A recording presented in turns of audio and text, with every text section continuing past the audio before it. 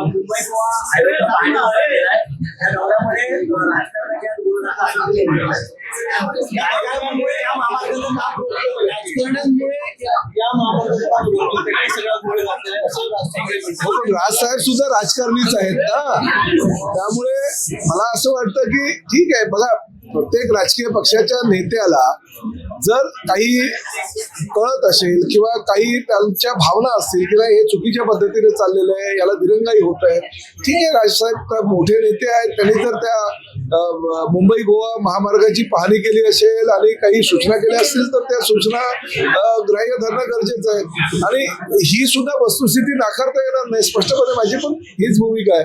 या राष्ट्रीय महामार्ग जो आहे मुंबई गोवा बरेच दिवस रखडलेला आहे, रेंगाळलेला आहे. काँग्रेसच्या काळापासून, राष्ट्रवादीच्या काळापासून तो महामार्ग चालू आहे. आता आमच्या काळात तरी त्याला गती आलेली आहे, परंतु लवकरात लवकर आता तो पूर्ण होणं गरजेचं आहे. त्या ठिकाणी लोकप्रतिनिधी बदलणं गरजेचं आहे. आज बदल जर झाला सत्ता बदलेल तेव्हाच अहो, लोकप्रतिनिधी बदलले म्हणून तर काम जलद गतीनं होतंय ना. ह्या पूर्वीच्या काळामध्ये काँग्रेस राष्ट्रवादीच्या सरकारच्या काळात ते काम अति मंद गतीने होत होतं. आमचे लोकप्रतिनिधी निवडून आले म्हणून ते आता मोठ्या गतीने चालू झालेलं आहे. लवकरात लवकर महामार्ग आता पूर्ण होईल.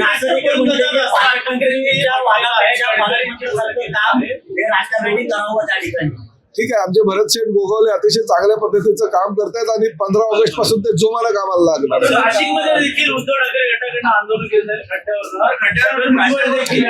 नाशिकच्या खड्ड्यांबद्दल माननीय मुख्यमंत्र्यांनी सुद्धा खेद व्यक्त केलेला आहे. कुंभमेळ्याच्या कामाच्या माध्यमातून नाशिकमध्ये अनेक रस्ते खोदलेले आहेत आणि त्या खोदलेल्या रस्त्यांमुळे अनेक दुर्घटना घडलेल्या ही वस्तुस्थिती आहे. आणि लवकरात लवकर कुंभमेळ्याचं काम जे आहे ते चांगल्या प्रतीचं होऊन ते खड्डे भरले जावे, ही भूमिका माननीय मुख्यमंत्र्यांनी परवाच झालेल्या बैठकीमध्ये घेतलेली.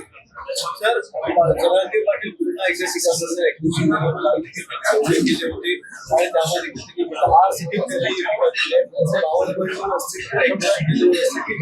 कशा प्रकारे आम्हाला फसवतं किंवा मराठीचा मुद्दा त्याच्यामुळे बघा, राज्याच्या इतिहासामध्ये महायुतीच्या कार्यकाळामध्ये किंवा मुख्यमंत्री म्हणून कार्यरत असताना एकनाथ शिंदे साहेब मुख्यमंत्री म्हणून कार्यरत असताना देवेंद्रजी फडणवीस साहेब या दोघांच्याही कार्यकाळामध्ये मराठा समाजाला जेवढं जास्तीत जास्त सहकार्य आहे ती सहकार्य करण्याची भूमिका आणि भावना आमच्या सरकारनं घेतलेली आहे. जरांगे पाटील साहेबांबरोबर माझं 3 दिवसापूर्वीच चर्चा झाली होती. चर्चा झाल्यानंतर त्यांनी जी काही कामं मला एसटी महामंडळाच्या माध्यमातून सांगितली ती सगळी कामं मी केली. मी त्यांना हेही सांगितलं की एकनाथ शिंदे साहेबांनी सुद्धा परवा आमची जेव्हा मंत्र्यांची बैठक झाली त्या बैठकीमध्ये तुमच्या नावाचा उल्लेख करून जे काही सहकार्य करायचे ते सहकार्य करण्याचं आमच्या सगळ्या मंत्र्यांना सांगितलं होतं. ते सुद्धा मला म्हणाले की हो, एकनाथ शिंदे साहेब चांगलं काम करतात, सरनाईक साहेब तुमचं पण आम्ही भविष्यामध्ये कौतुक करू. त्यामुळे एका पहिल्या दिवशी कौतुक केलं जातं आणि दुसऱ्या दिवशी का विरोधात बोललं जातं मला हे कळत नाही. परंतु या विषयावर निश्चितपणे एकनाथ शिंदे साहेब त्यांच्याशी संवाद साधून त्यांच्या मनातला जो गैरसमज आहे ते दूर करतील.